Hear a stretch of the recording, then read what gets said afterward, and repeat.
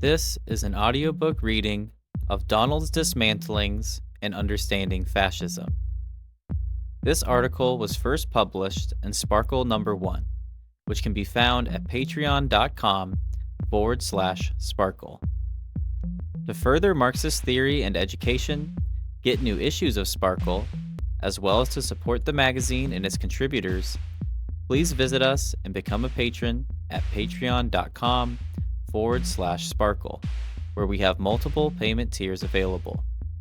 That's patreon.com/spark-YL. Now, Donald's Dismantlings and Understanding Fascism.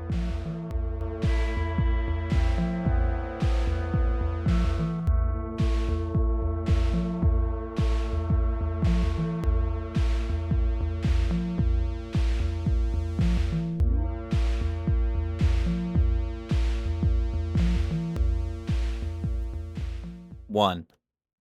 Introduction. Despite the neoliberal establishment charging Donald Trump with several federal crimes related to his actions within office the first time, as well as being under fire by numerous civil lawsuits, the reality TV star has been catapulted to his second presidential term. Since taking office, he and his cronies have hit the ground running. Trump's second foray into heading the executive branch, especially after many very public legal impediments, has signaled that he is a stable element to a significant group of bourgeoisie, a marked difference from the uncertainty around his presidency the first time around. As a consequence, he has grown in support, legitimacy, and financial backing. Where his first election campaign was primarily self-funded, now the capitalists have been awakened. Prominent right-wing billionaires like Timothy Mellon and the Uhlens donated millions to Trump's second primary election, but supported other Republican Party candidates in the first. In the case of the Uhlens, they actually threw their packing peanuts fortune in conservative groups that were particularly opposed to Trump, favoring Florida's governor, Ron DeSantis, over the current president. However, now, more of the establishment is getting behind Trump. There's been a shift. He is a safer investment. Of more concern to the public than the big conservative donors, and more surprising to them, are the Trump benefactors who represent some of the newest and fastest growing monopolies, namely, consumer-facing technology. Mark Elliott Zuckerberg, the co-founder and chairman of Facebook and Meta, Jeffrey Preston Bezos, the founder and executive president of Amazon, and Elon Reeve Musk, whose parents owned emerald mines in apartheid South Africa and who owns significant equity in numerous communications, finance, and tech companies, have all publicly given huge sums to Trump's campaign, and were all seated prominently near the incumbent president at the time of his inauguration. While Zuckerberg, Bezos, and another tech capitalist, OpenAI CEO Sam Altman, all gave a staggering $1 million to Trump's election efforts, Musk outdid all of them with a mind-numbing $288 million, doubtlessly coinciding with his appointment to the head of the Trump administration's new government, quote, review agency, the Department of Government Efficiency, or DOGE, which shares the same name as the cryptocurrency Musk owns a good deal of. These are only some of the biggest public faces we know of who are part of a significant trend regarding the support of the current sitting U.S. president, a trend of increased bourgeois investment and backing, despite increasingly violent rhetoric and actions. The bourgeois liberal media cycle has mostly confined this trend to discussions of, quote, tech bros inexplicably throwing their money and political support behind Donald Trump's racist, transphobic, divisive, and, quote, anti-democratic regime. However true this view may be in a liberal and reductionist way, we, as communists and dialectical materialists, can accurately understand that Trump's increased investments are simply the continual rising of a fascist tide. This tide will rise and fall in ebbs and flows, sweeping one demagogue aside for others, but, if left unchallenged, it will unalterably bring about a powerful and destructive fascist state, which, at our current period, we are only beginning to see take form under the nascent fascist regime of an orange faced reality show actor. 2. Fascism, a process of imperialism. With a flurry of executive orders, Trump has intensified the transformation of the settler colonial American state away from the neoliberal model of the current ruling class of monopolist financiers, who, in many ways, are still the same group of Euro American financier capitalists who benefited from colonialism and the imperial world wars of the first half of the 20th century, building the current dominating apparatus of capitalist imperial accumulation and its respective state powers, and into a new form. The emerging new form is primarily supported by the smaller domestic bourgeoisie over and against the much larger imperial monopolist financiers, who rule over the world's productive forces from the very top of the capitalist hierarchy, and who have their interests represented by the neoliberal order and their respective states. These bigger imperial financial capitalists serve as an enormous parasitical impediment and disintegrative force to further capitalist production globally and oppress all beneath them, including all the smaller bourgeoisie. All the capitalists who wish to engage in production must grovel at the feet of the imperial financiers, signing up for large loans and lines of credit and selling off portions of the ownership of their companies in the form of stock. Without the investments from these financiers, the capitalist would be uncompetitive in the wider market. It is when the intolerableness of this antagonistic relation between the biggest imperial financial capitalists, who only wish to make returns on their investments, and the more production minded, smaller bourgeoisie, who are strangled by their credit, reaches ahead that we see the arrival of hyper-nationalism and fascist movements, as we are undoubtedly seeing now. Trump, as well as all fascist movements, has, as their primary support, this stratum of smaller bourgeoisie, who, despite all their wishing and strivings, are not as successful as their big financier imperial overlords and are oppressed by their capital. Though not being representative of the rank and file, quote, Trumpers, even the likes of Bezos and Musk, who are able to engage in financing, i.e., the economic hallmark of imperialism, in their own right, can't be considered among the biggest capitalist imperialists. The most powerful capitalists in the world do not keep all their assets under their own name, but allow their capital to be fluid, hiding it within layers and layers of parent child companies and constantly moving it from one corner of the world to the other, changing its name, its currency form, numerous times in the process of seeking profit. Though they may not have as much cash on hand as a Musk or a Bezos, at least officially, their command of the economy and their ability to collect profit from their many possessions over the entire globe far surpasses any of the pop culture entrepreneurs who get so much fanfare for being rich. In addition to the direct predatory actions of the imperial financiers, the smaller and more domestic bourgeois elements are also antagonized by the cheap imports of the imperial market and the laws of the neoliberal state that serves the imperialists and their monopolies. Small fry capitalists, all the time, are having the productive forces they put to work absorbed up into the financial landscape of their betters, usually forced to sell the company to them outright as their ownership is continually diluted.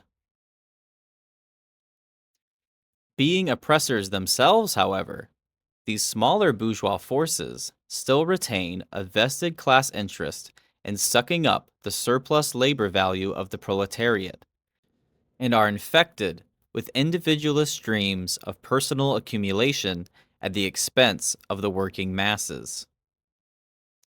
Not wanting to end or even reform the capitalist mode of production they benefit from in any real way, the smaller bourgeoisie cannot critique their own oppressors from a materialist and solely economic view. They can only create a division between themselves and their enemies through idealism, painting themselves as the quote, honest businessman and the financiers who dominate them as dishonest or evil, though not because of any material critique.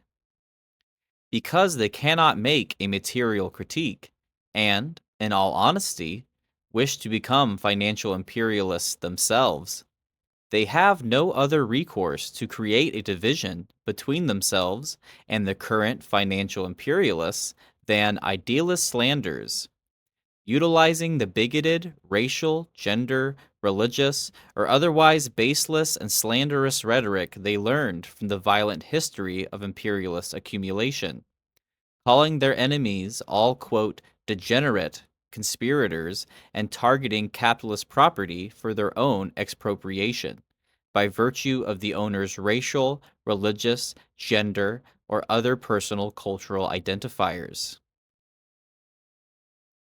This is the reason behind the reactionaries' constant raising up of the quote, evil Jew boogeyman. The result of this kind of targeting is that, out of the old society, new capitalist accumulations of land, productive forces, and labor that serve the fascists are made. Second class citizenship and full valorization of labor value is enshrined for minorities that run against the aims of the empowered, quote, patriots, as well as the elimination of great swaths of them and their property in order to free up space for new productive forces. Here, we will remind the reader that the concentration camps of the Nazis, that are such a famous example of fascist state violence, were, by and large, labor camps. The lesser bourgeoisie turn to fascism and commit violence on minorities in order to ascend to the ranks of imperial godhood, building their power by getting political and creating new capitalist accumulations in service to themselves out of the same reactionary views towards the lower strata that fueled all previous capitalist accumulations throughout history.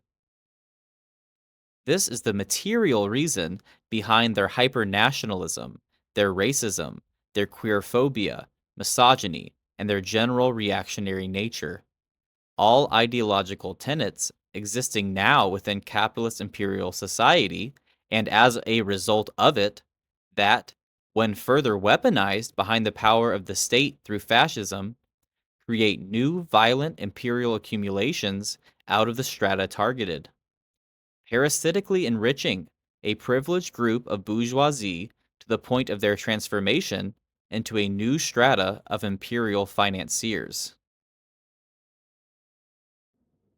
Because of its occurring out of the basic antagonism between the powerful imperial financiers and the smaller domestic bourgeoisie, fascism can accurately be described as a basic process of capitalist imperial society, a clearing of the house of one stagnant imperial monopolist group and the related state for the establishment of another of greater energy, complete with a reciprocal boom of economic profit that catapults capitalist production forward, churning, as its fuel, the labor power of minority groups.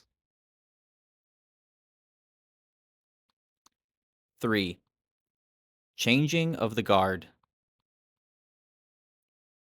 We can see that the Trump administration is working within the fascistic trend just described, and we must arrive at the sobering conclusion that we are entering yet another time of imperial crisis and fascist resurgence. To appease his domestic bourgeois constituents and the working class reactionaries, He has issued tariffs on foreign imports, increased deportations, and instigated a trade war with China, which, despite being led by a self professed, quote, Marxist government, is the biggest imperial rival to the United States on the economic stage. Additionally, the many articles, videos, and think pieces describing the systematic disruption and, in many cases, dismantling of U.S. federal agencies, all taking place under the authority of Trump's executive orders and under the purview of the new executive office formed from these orders, the Department of Government Efficiency, DOGE, without any recourse to the legislative or judicial branches of government, can scarcely be avoided. In their own fallacious way, liberal institutions are right to sound the alarm bells regarding these actions. Yet they are incapable of offering any solution or constructive word in opposition, due to the very fact that they are liberals. All they can do is hopelessly demand more from their bourgeois representatives, who are more or less waiting to see how things will play out before moving around their portfolios, and oscillate between horror on the one hand and a delusional hope that the next election cycle can somehow wash over all the contradictions of their society on the other. However, no elections can save the US government from its inevitable falling to abject fascism. The immense levels of bourgeoisie, as well as the immense reaction present in a quote, reformed slaver and settler society, the home of the petite bourgeois fantasy of quote, the American dream, will not be able to face the dramatic reduction in global standing that it is currently facing without a giant upthrust of fascist violence that will eventually be successful in its seizure of the state apparatus. If Trump's regime is not capable of carrying the fascist program through to completion and satisfying the clamoring reactionaries and his bourgeois base, then someone else will surely pick up the torch. This is because the imperial world is shifting, and the internal contradictions within the domination of the current Euro American financiers are coming to a head, inflaming the antagonisms within the current imperial societies generally, especially the antagonistic contradiction between the smaller bourgeoisie and the imperial financiers, the contradiction that fuels the fascist movement. Until recently, within the US, the contradiction between the imperial financiers and smaller domestic bourgeoisie was not as antagonistic. The quote, first world was able to experience, more or less, cooperation between the Euro American ruling class of financiers who dominate its productive forces and its smaller bourgeois strata, resulting in less of a fascist threat than we see now. The antagonism between these two sections of bourgeoisie was duller because of the enhanced accumulation of both of these forces at the expense of the more proletarian sections of the world. The proletariat of South America, Africa, India, the fallen Soviet bloc, and many polities in the Pacific and Asia are all exploited thoroughly by the Euro American imperialists, and have this exploitation maintained actively by, mostly, the military might and predatory capital of the United States and their financiers. Prior to our current imperial crisis, all of this accumulation was flowing in smoothly. The bedrock poverty wages of the Third World served to smooth over many of the antagonistic contradictions between the classes within the empire domestically, including that of the imperial financiers and the domestic bourgeoisie, who could, for a time, forego their fierce and uneven struggle for domestic labor and both play in the bounty of the speculation and cheap labor of the colonized nations. This allowed for the routine raises in pay, benefits, and general economic incline within the imperial capitalist first world countries that took place from about the 40s and into the early 2000s, including the quote, New Deal period in the US, which acted as a tool of bourgeois reform to suppress the revolutionary urge of the poor and laboring classes within the domestic United States. However, the upward economic mobility within the empire has slowly been grinding to a halt. The loss of many third world colonies on the part of the imperialists is a contributing factor. Burkina Faso, Chad, Gabon, Guinea, Mali, Niger, and Sudan are all countries in Africa that had been dominated by Euro American bourgeois imperialists. All have overthrown their Western friendly governments quite recently, in the short period from 2020 to 2023, with many of the new governments directly speaking against European and US imperialism.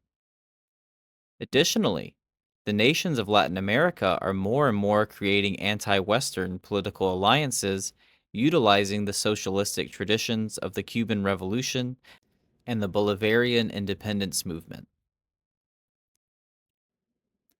Another factor is the ascendance of rival imperial powers, most notably the imperialist financiers within China.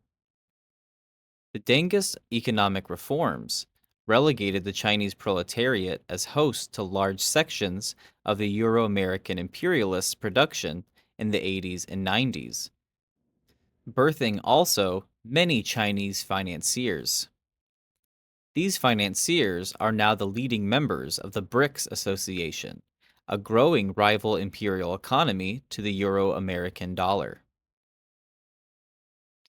There is also the basic economic law of profit stagnation, which, as owners of mature productive forces, the imperialists are facing at increasing rates.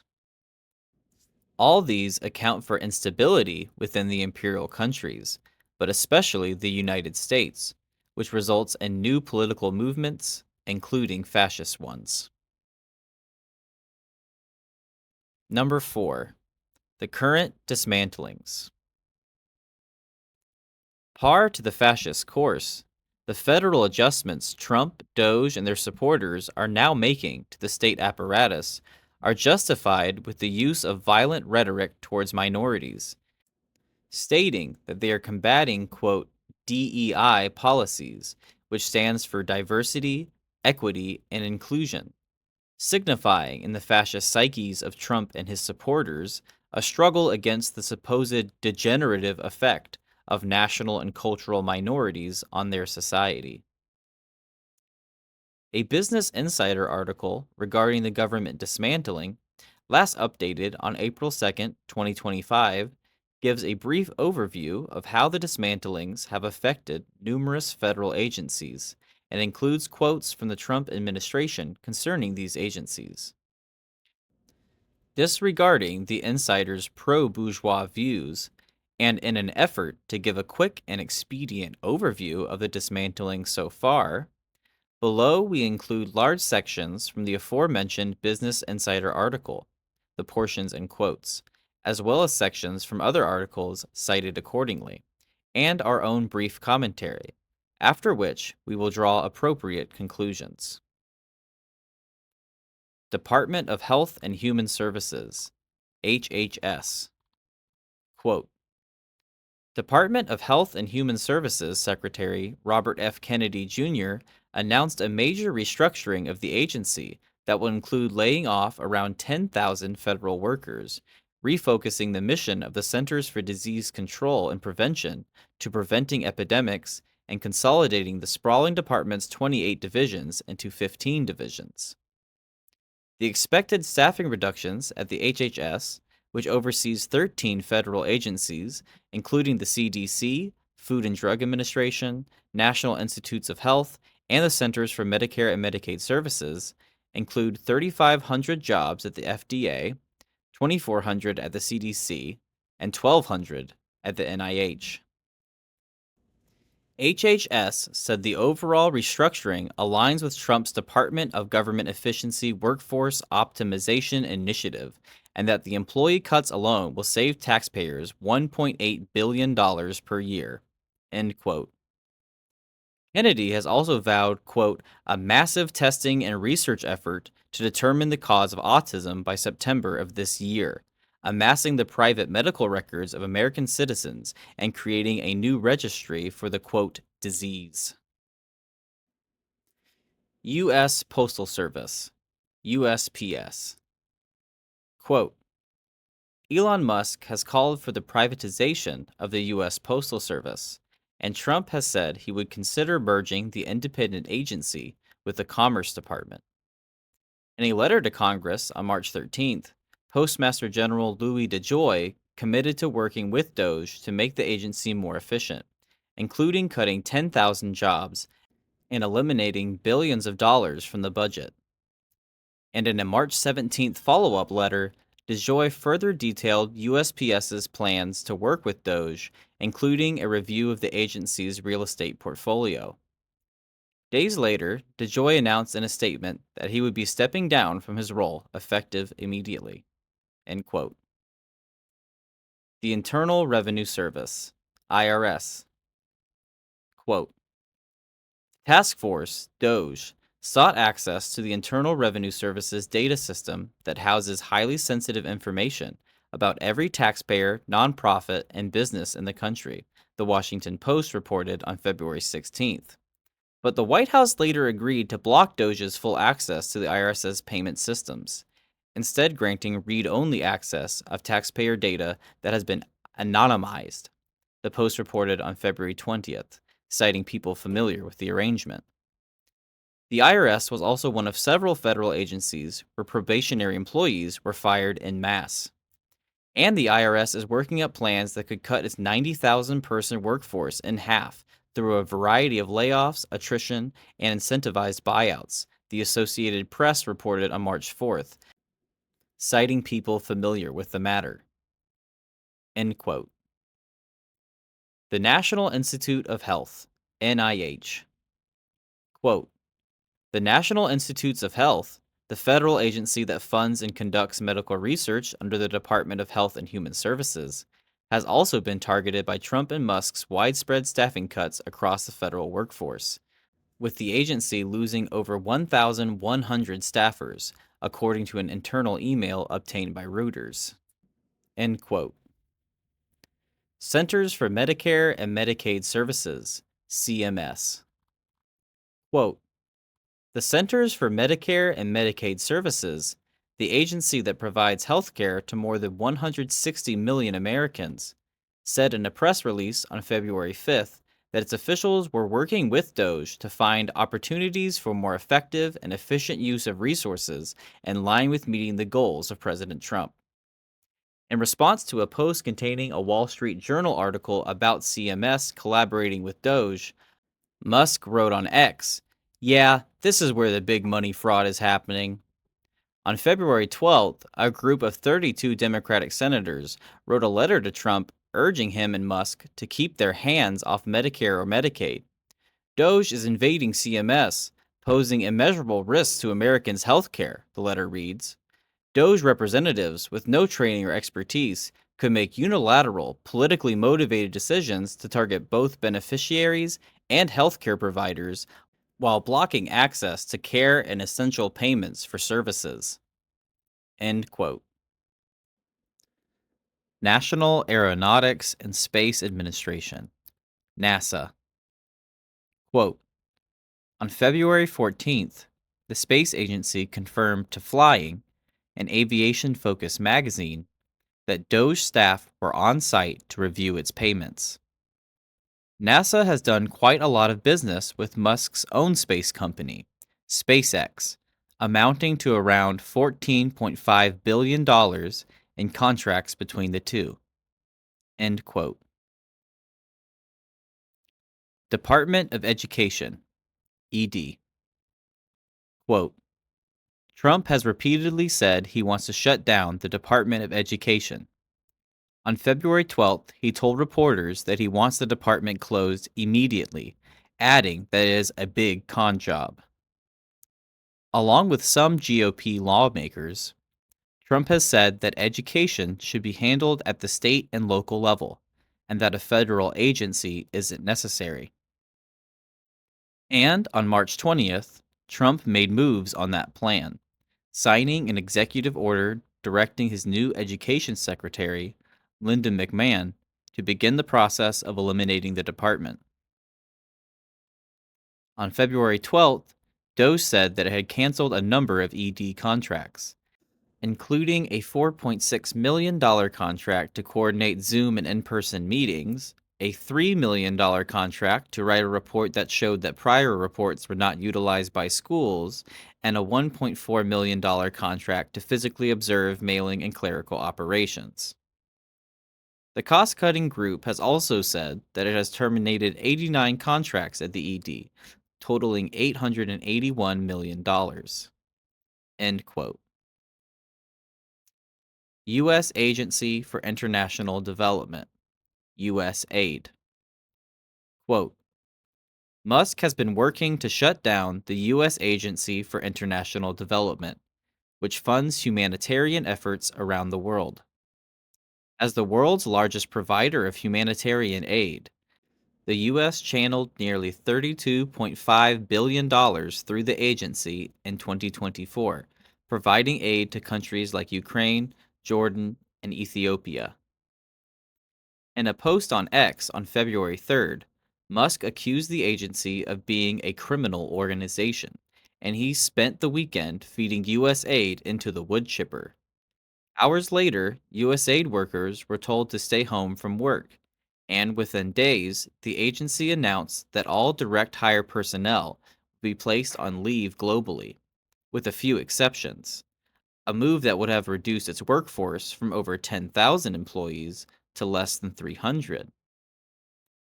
Following a lawsuit from federal employee labor unions, a federal judge partially blocked Musk and Trump's attempted shutdown of U.S. aid, which legal experts argue is illegal without approval from Congress. The judge's order temporarily blocked the Trump administration from placing USAID workers on leave, first until February 14th, and in another extension until at least February 21st. End quote. However, a federal appeals court ruled in favor of continuing DOGE cuts. Only days before the court's decision, Secretary of State Marco Rubio gave a speech in which he announced that 83% of USAID programs were being canceled, or 5,200 contracts. On January 20th, at least 6,256 programs were operating, worth $120 billion. By May 7th, 5,365 programs were cut, amounting to $51 billion. Federal Aviation Administration, FAA. Quote, following the deadly American Airlines plane crash in Washington, D.C. in January, Musk announced he would be going after the Federal Aviation Administration. Days after the crash, Musk wrote on X that the FAA's primary aircraft safety notification system failed for several hours, adding that, as a result, Trump gave the DOGE team his approval to make rapid safety upgrades to the air traffic control system. Transportation Secretary Sean Duffy confirmed Musk's role, saying the DOGE team was going to plug in to help upgrade our aviation system. Last year, the FAA proposed fining SpaceX, one of Musk's most notable companies, more than $600,000 for two occasions where the rocket company is said to have violated its launch licenses. Quote, Department of the Treasury. Quote, Trump said he granted Musk and his DOGE team access to the Treasury Department's digital payment system, which controls trillions of dollars in payments to Americans, everything from Social Security benefits to tax refunds. The Treasury Department said Musk's team was only granted read-only access to the system, but the move still sparked criticism, particularly from Democratic lawmakers and federal workers' unions. The unions sued the Treasury Department, arguing that the agency had illegally granted Musk access to sensitive personal and financial information. Trump defended Musk's access to the platform, telling reporters it was only so that DOGE could find additional areas to cut government waste. In March, a federal judge indefinitely blocked DOGE from accessing personal identifying information at the Treasury Department, as well as at the Education Department and the Office of Personnel Management. End quote. Federal Emergency Management System, FEMA. Quote, the president has called the agency, which employs more than 20,000 staff around the U.S., a very big disappointment that is very bureaucratic, very slow, and costs a tremendous amount of money. On February 10th, Musk wrote on X that FEMA betrayed the American people by diverting funds meant for natural disasters to pay for luxury hotels for illegal migrants. On February 11th, a spokesperson for the Department of Homeland Security announced that 4 FEMA officials had been fired in connection to the payments, including the agency's chief financial officer, 2 program analysts, and a grant specialist. End quote. National Oceanic and Atmospheric Association, NOAA. Quote, on February 6th, a group of Democratic lawmakers accused unelected and unvetted associates of Elon Musk and the so-called Department of Government Efficiency of targeting the National Oceanic and Atmospheric Administration. The NOAA is in charge of forecasting the weather, analyzing climate data, and tracking extreme weather events. Senator Chris Van Hollen and Congressman Jamie Raskin, along with other Maryland Democrats, penned a letter alleging that DOGE bureaucrats had been visiting NOAA headquarters, housed within the Department of Commerce, with the intent to break up the agency and merge it with the Department of the Interior. The lawmakers argue that DOGE is illegally attacking NOAA without congressional approval in an attempt to dismantle and privatize the agency, which they say would rob American farmers, businesses, and citizens of crucial life-saving services.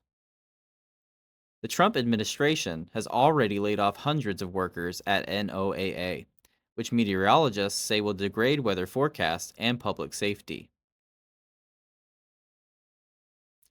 Consumer Financial Protection Bureau, CFPB. Quote, Musk has repeatedly called for the elimination of the Consumer Financial Protection Bureau, which was established in 2011 after the Great Recession to oversee financial products and services offered to Americans.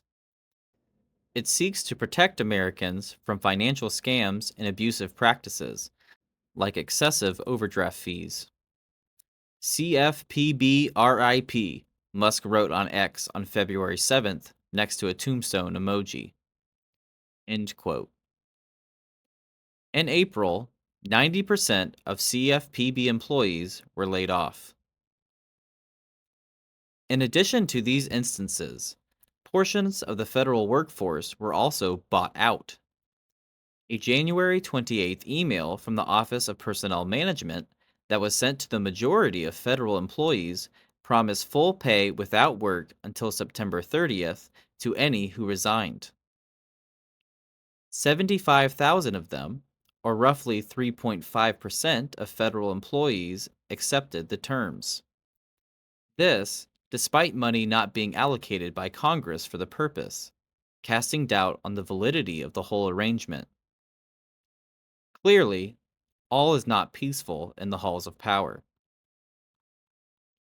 The rapidity and energy by which these dismantlings are taking place under so flimsy but also so reactionary a banner as, quote, DEI and eliminating government waste is a reflection of the high level of reaction within the U.S., a necessity for any imperial nation, and especially a settler colonial one, and the nearly supreme authority that has been granted to the American executive branch as a result of the, quote, Patriot Act and War on Terror pivoting of the early 2000s. Definitely too large a topic to do justice to here, but suffice to say, It is the United States' own imperial policies that have allowed for the overbloated power of the executive branch, resulting in the president and executive orders becoming a central legislative power in the country, sidelining Congress and the traditional, quote, democratic bodies of the United States. Put simply, and using a materialist analysis, Trump and his clique are dismantling the government because the government serves the interests of their larger financial adversaries, the imperial financiers, and is an impediment to the growth of the smaller capitalists that represent his constituents.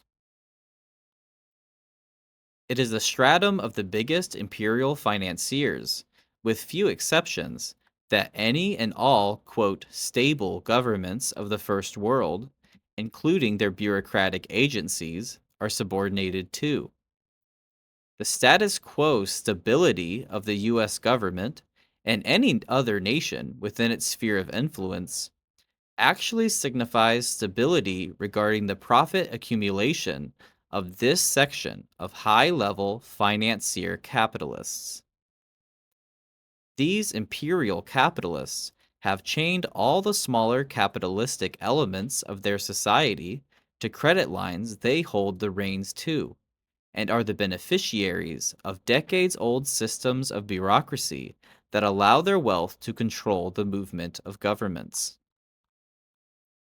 The contradiction between these large monopolist imperial financier capitalists who stand above any one national boundary and the more domestic financial and industrial capitalists who are beneath them, the strata of bourgeoisie that is the majority support behind the latest Trump regime, is a real contradiction that boils over into real forms of interclass bourgeois conflict and real attacks on governmental structures, as we are seeing now. Empowered as they are under Trump, these smaller bourgeoisie are engaging, however unconsciously, within this wider contradiction, and their attempts to snatch up the facets of government they are excluded from is their latest and most prominent grasp for power within it. Their vigorous gutting of U.S. aid, an agency which has long been a tool of the imperialists to maintain global comprador capitalists that support the neo colonial order, is a telltale sign of just such an interclass bourgeois conflict. Additionally, all federal agencies award lucrative contracts to the private sector, with the biggest players, those aligned with the imperial monopolists, gaining the lion's share. The Trump administration's targeting of virtually all the agencies listed previously can be explained as attempts to upset the regular government looting by the imperial monopolists and their forces, replacing it with looting by his constituent forces. 5. How high will the waters rise? At our current period, there is still a neoliberal section of society throughout all the affected countries that will attempt, vainly, to hold on to their precious normal as the fascist tide rises around them. Regarding the situation in the US and the selections from Business Insider we included above, we can notice that Trump, Musk, and their DOGE team did not get all that they wanted. Our Euro American imperial financiers, who are aligned with the status quo operation of most current governments, are still powerful, and they have quickly countered to lessen the impact of, or to deny entirely, the Trump interference in their business. U.S. aid is the clearest example of this, with the agency heavily and energetically targeted by the administration, but energetically defended, with some of the biggest contracts being retained despite the massive cuts. Andrew Natsios, The former USAID administrator under George W. Bush said that DOGE's actions against the department have weakened the country's reach globally, allowing for the growth of Russian and Chinese influence. Quote, our economy, our security, and our way of life is dependent on our connection to the developing world, and not just the rich world, and we have just lost our influence in the developing world. End quote. Natsios is right when he says that the United States economy and way of life is dependent on its connection to the developing world. That connection is the imperial financiers' oppression of the developing world's proletariat, a function U.S. aid effectively performs by supporting foreign comprador capitalists aligned with U.S. capital and by serving as a vehicle of state espionage. Because these connections are so vital to the imperial financiers' operations, and due to the real threat of up and coming Chinese and Russian financial rivals to the Euro American financiers, many of the largest USAID contracts, though initially cut, were reinstated, with mostly contracts regarding, quote, smaller local organizations getting the ultimate boot. The connection between the current dominating Euro American financiers and their oppression of the Third World is still being maintained.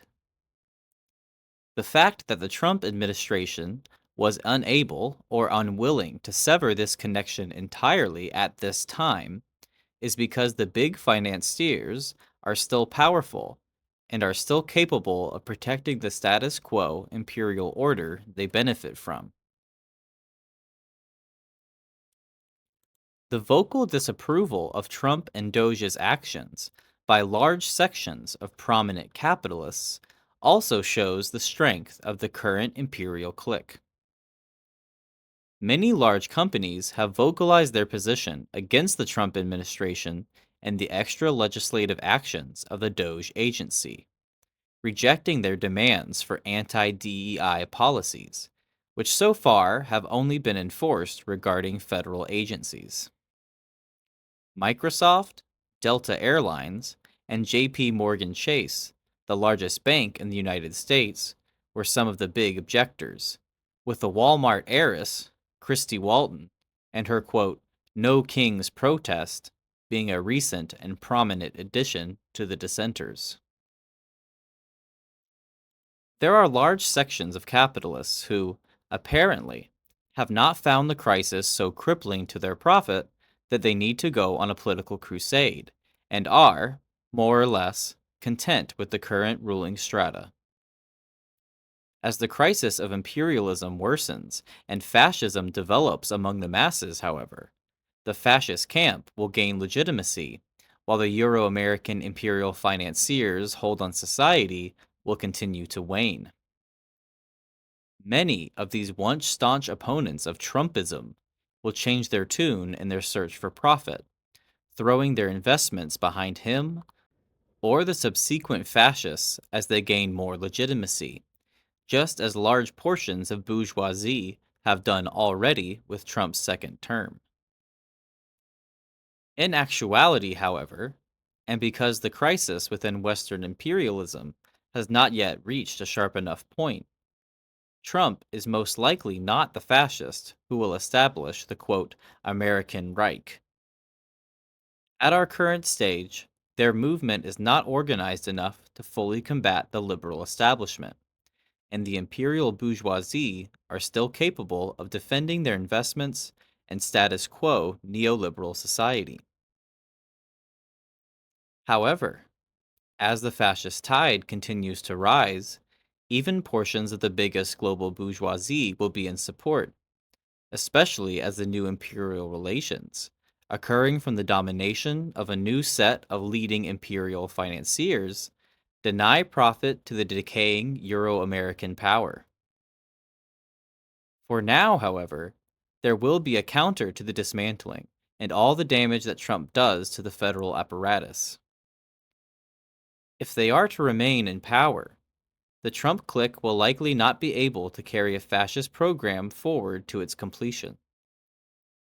As the imperial crisis worsens, however, the fascist tide itself will sweep Trump and his administration away as political moderates, raising up new demagogues who will take the program further than Trump and his supporters currently can, up to and including the complete overthrow of the neoliberal state and the establishment of hyper-nationalist fascist dictatorship. 6. Conclusion. The liberals, their state, and the domination of the current ruling imperial bourgeoisie are all bound to be washed away, and soon. What will replace this order? The fascists organized to uphold the violence of class society, and to replace the tottering empire with another one. They have, as their foot soldiers, the most ignorant and reactionary swaths of the lower classes, who, denigrated by oppression, have decided to view the crisis around them, a crisis of capitalism and imperial violence, in the most ignorant and backwards ways. Willing to violently target minorities and the already struggling groups of oppressed people in order to seize whatever privileges they can gain as the bourgeoisie transform both them and the minorities they target into thorough pawns of their new accumulations. In this time of crisis, fascism will come to power throughout the whole decaying imperial world if it is not resisted. Luckily, it will always be resisted, and resisted in every way, by those who walk the true path of the dialectical march of history, the path of the revolutionary proletariat. As communists, we are not mystified by our society and made reactionary, taking the side of the oppressor.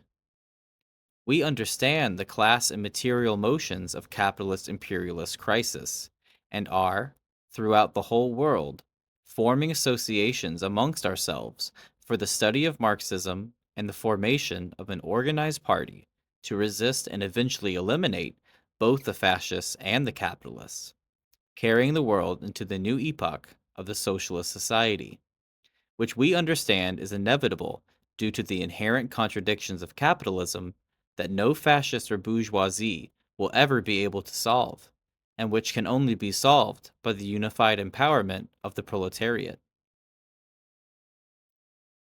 Fascism creates new capitalist accumulation out of market stagnancy, playing a regularly occurring role in the capitalist imperial system generally.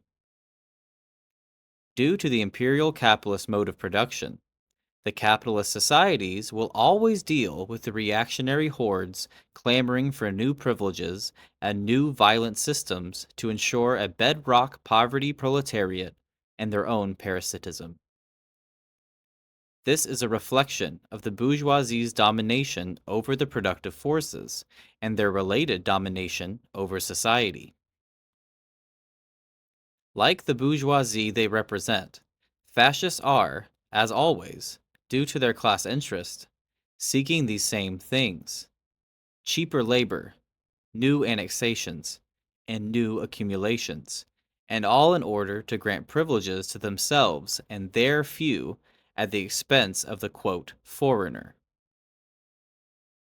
Trump is only the latest form of open fascistic accumulation that the United States has frequently employed to secure capital for its national bourgeoisie.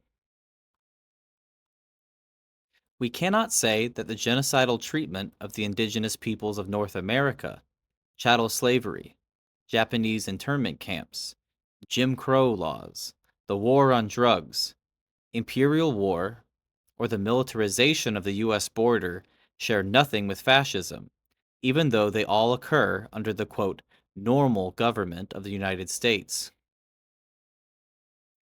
The imperial world is a world of violence and deprivation for the vast majority in order to create privilege and decadence for the minority.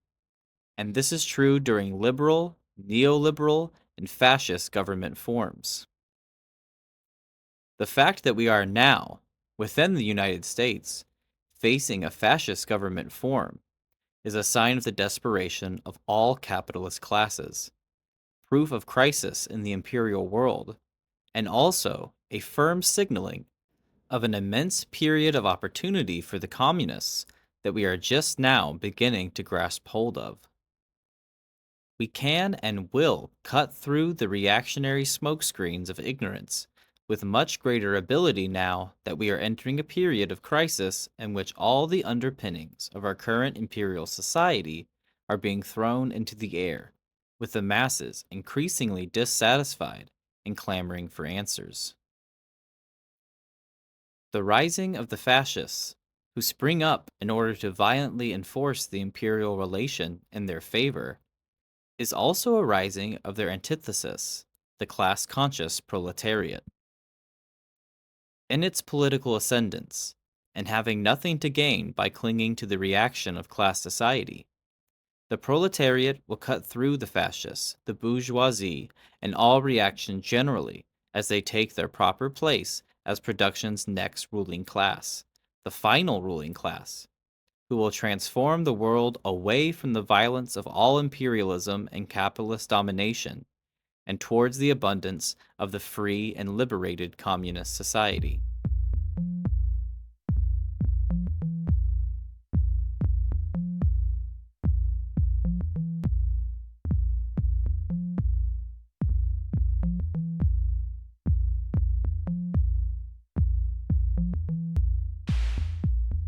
Thank you for listening to this reading of Donald's Dismantlings and Understanding Fascism. This article was first published in Sparkle number 1, which can be found at patreon.com/sparkle. To further Marxist theory and education, get new issues of Sparkle, as well as to support the magazine and its contributors, please visit us and become a patron at patreon.com/sparkle, where we have multiple payment tiers available. That's patreon.com/sparkyl.